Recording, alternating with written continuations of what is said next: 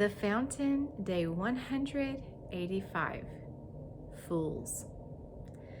As we saw the capitulation of almost 50 years of prayer for the end of Roe, it was shocking how immediate the lies began, one after another, spewing sometimes deliberate falsehoods.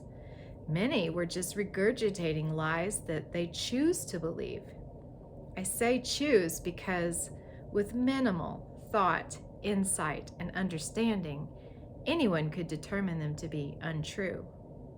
As I saw some posting ridiculous memes and things, I heard God speak to me. They just want to believe this. In other words, it didn't matter if it was obviously untrue. They just wanted to be offended. I also saw some who I've loved and respected for years begin to take a position that I found appalling. Life is life, and truth is truth. But there are so many were either completely denying this or were so concerned with offending someone that they laid down reason and held to a lie. Then this verse came to me. Fools have no interest in understanding. They only want to air their own opinions. Proverbs 18:2. It is true that many have no interest in understanding and only want to speak. The art of listening and thinking are not very popular. Everyone is expected to surrender to the wave of woke. It's unreal. How disappointing it can be to see loved ones succumb to this. How confusing it is. When the truth is so glaringly obvious to me, it's hard to see why others are blind to it, but the fear of man is a strong adversary to the truth. The fear of man has often caused good people to do nothing or even participate in bad behavior from their broken state. The fear of man is intoxicating. It is a snare. It can take reasoning and lay it aside in an effort to avoid rejection. It can bring death to the spirit and create fools.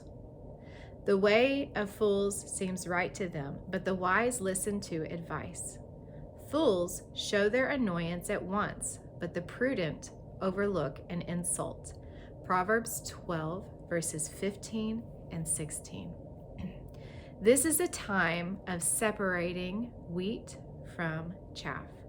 This is a time of unbelieving believers or believers who glorify men above Jesus, being separated from those who follow Jesus at all cost. This is a natural process, and it's been happening since the beginning of time, apparently. Then Paul went to the synagogue and preached boldly for the next 3 months, arguing persuasively about the kingdom of God.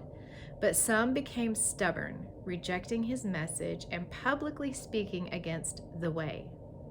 So Paul left the synagogue and took the believers with him. Then he held daily discussions at the lecture hall of Tyrannus. Acts 19, verses 8 and 9. It's time for us to realize that sometimes separation is necessary. But it's also time to see that sometimes all the believers have left the building. And if that's the case, who's left in the church? It's a sobering realization.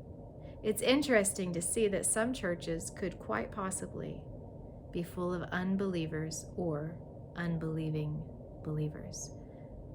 And those are the ones with fire insurance, yet no real relationship with Jesus. Today is a great day to take an honest look at your own heart. Why are you where you are? Is it where you're supposed to be?